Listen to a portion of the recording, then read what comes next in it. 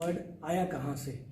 तो जहाँ तक असेसमेंट वर्ड की बात है तो it is derived from a Latin word assidere which means to sit by in judgment. इसका मतलब ये होता है कि जजमेंट लेने की जो प्रक्रिया है, जब हम किसी स्टूडेंट्स के बारे में या कंप्लीट क्लास के बारे में जजमेंट कुछ लेने जा रहे हैं, किसी निर्णय पर हम पहुंचना चाहते हैं, तो किसी निर्णय पर पहुंचने के लिए हमें कुछ चाहिए जिसे हम रख सकें अपने पास, जिसके आधार पर जजमेंट किया जाए। तो जिसके आधार पर जजमेंट किया जाएगा या जजमेंट करते हुए टीचर जो निर्णय ले रहा है या टीचर जो जजमेंट कर रहा है, किसके बारे में करता है टीचर जजमेंट? स्टूडेंट की लर्निंग के बारे में। तो स्टूडेंट की लर्निंग के बारे में जब हमें जजमेंट करना है तो उस प्रक्रिया में जो चीज़ हमारे साथ बैठेगी, जो चीज़ हमें साथ देगी, उसका नाम होता है असेसमेंट। हिंदी में इसे हम कहते हैं आकलन। तो ये तो था इसका डेरिवेटिव मीनिंग। अब हम आगे बात करते हैं इसकी परिभाषा की, डेफिनेशन की। तो पहले मैं इसको रीड कर रहा हूँ। कहते हैं it is a process which involves empirical data on students learning to refine programmes and improve students learning. तो इसका मतलब क्या हुआ? हम इसको जो है टुकड़ों में तोड़कर जो है एक बार डिस्कस करने की कोशिश करेंगे, समझने की कोशिश करेंगे कि ये परिभाषा हमें आकलन के बारे में क्या बताना चाह रही है। तो सबसे पहली बात, इट इज़ द प्रोसेस। कहता है ये एक प्रोसेस है, एक प्रक्रिया है। क्या करती है या इसमें है क्या? कहता है विच involves empirical data on students learning, जिसमें समाहित है या जिसमें निहित है विद्यार्थियों के अधिगम का प्रयोग सिद्ध डाटा, एम्पिरिकल डाटा स्टूडेंट की लर्निंग का। तो वो क्या काम करेगा और इसका यूज़ क्या है? उसका यूज़ है प्रोग्राम्स को रिफाइन करना। अब यहाँ कौन से प्रोग्राम्स की बात हो रही है?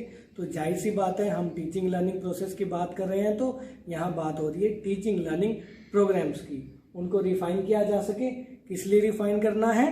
स्टूडेंट्स की लर्निंग को इम्प्रूव करने के लिए। तो बेसिकली जो इसकी डेफिनेशन है असेसमेंट की, हमें वो बताना चाह रही है कि इस प्रक्रिया में हम अपने कार्यक्रमों में जो शिक्षण अधिगम प्रक्रिया के जो कार्यक्रम हैं उनमें सुधार लाते हैं, लेकिन सुधार लाने के लिए हमारे पास चाहिए स्टूडेंट्स की लर्निंग का डाटा। ठीक है। और बेसिक जो इसका है डेफिनेशन का, वो इसका ऑब्जेक्टिव क्लियर कर रहा है, जो कि हमने लास्ट लेक्चर में भी डिस्कस किया था कि असेसमेंट का मेन ऑब्जेक्टिव, मेन मोटो है इम्प्रूवमेंट, जो कि ये प्रक्रिया लेकर आती है अगर हम इसे बीइंग ए टीचर सही ढंग से उपयोग में लाएं। तो this was all about it's definition.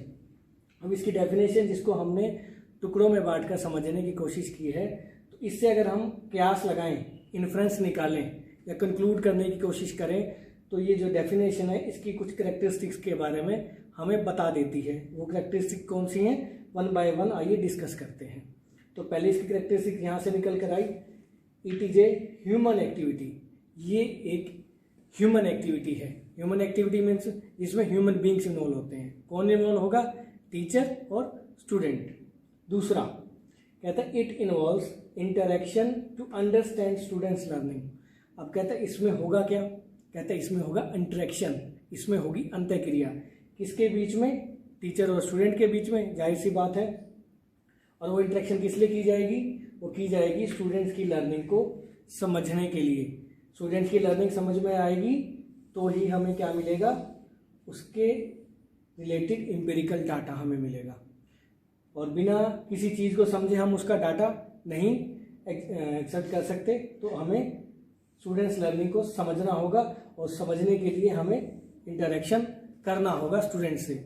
वो इंटरेक्शन हम किसी भी तरीके कर सकते हैं। बेसिकली जो मेथड यूज़ किया जाता है वो है क्वेश्चनिंग।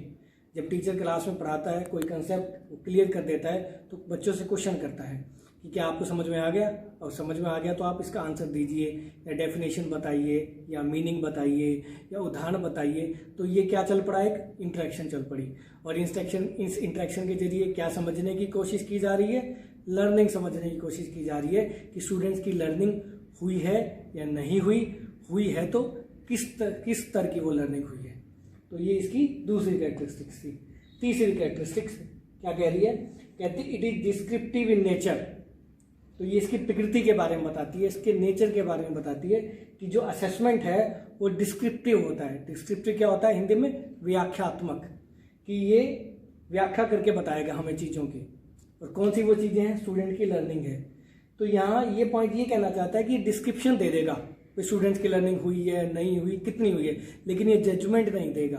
तो it is not judgemental in nature, it is descriptive in nature. तो ये डिस्क्रिप्टिव है, ये व्याख्यात्मक है इसकी प्रकृति।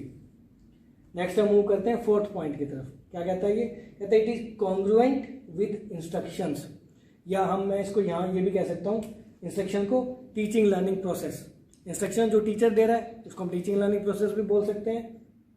तो ये कहता है इससे कॉन्ग्रुएंट है, इससे जुड़ी हुई है, अलग नहीं है, कोई ऐसी चीज़ नहीं है कि जो एकदम से लेकर आई गई है और फिर इसको जोड़ने की कोशिश की गई है टीचिंग लर्निंग प्रोसेस से। नहीं, ये इनसेपरेबल है, मतलब इसको आप सेपरेट नहीं कर सकते, कॉन्ग्रुएंट है। इंस्ट्रक्शन अगर टीचर देगा तो ये भी टीचर की ड्यूटी बनती है कि वो साथ साथ असेस करता हुआ चले कि क्या जो मैं इंस्ट्रक्शन दे रहा हूँ वो बच्चों तक कैरी फॉरवर्ड हो भी पा रही है या नहीं हो पा रही है।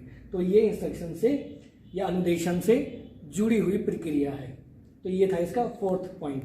नेक्स्ट पॉइंट है फिफ्थ। कहता है इट कैन बी फॉर्मल और इनफॉर्मल। तो ये दोनों तरीके से किया जा सकता है। इनफॉर्मल कैसे? क्लास लेते लेते क्लास में टीचर क्वेश्चन पूछ ले या कुछ भी एग्जाम्पल उनसे पूछ ले, और फॉर्मल आप इसको शेप दे सकते हो जब आप कोई टेस्ट कंडक्ट कर लो। मान लो आज आपने कुछ पढ़ाया और नेक्स्ट डे आपने टेस्ट अनाउंस कर दिया कि कल जो है आपका 10 नंबर का क्लास टेस्ट होगा और उस क्लास के मार्क्स आपके फाइनल रिजल्ट में जोड़े जाएंगे। तो है वो भी असेसमेंट, लेकिन उसको आपने क्या कर दिया? उसको आपने फॉर्मल एक रूप दे दिया, एक आपने उसको औपचारिक रूप प्रदान कर दिया। तो डियर स्टूडेंट्स, ये दोनों तरीके से किया जा सकता है, फॉर्मल भी और इनफॉर्मल भी। ठीक है जी। अब हम मूव करते हैं नेक्स्ट जो है सेकंड लास्ट कैरेक्टरिस्टिक्स की तरफ। कहता है it is based on authentic task. Authentic कौन से होते हैं बेटा? जो विश्वसनीय होते हैं। तो विश्वसनीय कार्यों पर ये आधारित होता है, जो इसकी डेफिनेशन में भी आया, एम्पिरिकल डाटा। तो विश्वसनीय कैसे? कहता है कि टीचर को कुछ ना कुछ करना पड़ेगा, इसके लिए कोई टास्क इसको करनी पड़ेगी।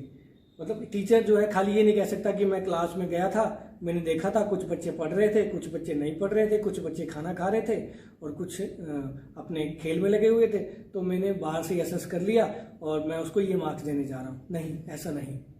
टीचर को अगर असेसमेंट करनी है तो उसके लिए उसको सीरियस अप्रोच अपनानी पड़ती है। वो ऑब्जर्वेशन कर सकता है, नो डाउट, मैं ये नहीं कह रहा कि ऑब्जर्वेशन नहीं कर सकता। ऑब्जर्वेशन हो या कुछ भी हो, वो एक ऑथेंटिक तरीके से की जाने वाली टास्क होनी चाहिए, जिसके बेस पर आप कुछ बात कह सको या जिसके बेस पर हम बच्चों को असेस या आकलित कर सकें। लास्ट बट नॉट लीस्ट, जैसा कि इवैल्यूएशन के बारे में भी आप जानते हैं कि इवैल्यूएशन निरंतर चलने वाली प्रक्रिया है, तो उसी तरीके से ये भी एक कंटिन्यूअस प्रोसेस है, ये भी निरंतर चलने वाली प्रक्रिया है। तो ये इसकी कुछ कैरेक्टरिस्टिक्स मैंने ड्रॉ करने की कोशिश की है डिपेंडिंग अपॉन इट्स डेफिनेशन, जो कि हमने डिस्कस की चॉक बोर्ड के माध्यम से। तो डियर स्टूडेंट्स, ऐसा नहीं है कि मैंने जो कैरेक्टरिस्टिक्स बताई हैं ये ही सब हैं। इसके अलावा भी और कैरेक्टरिस्टिक्स, आप इसकी जो डेफिनेशन या और दूसरे ऑथर्स की दी गई डेफिनेशन अगर आप रीड करोगे बुक में, तो उसके बेस पर आप और इसको जनरलाइज कर सकते हो और इसकी कैरेक्टरिस्टिक्स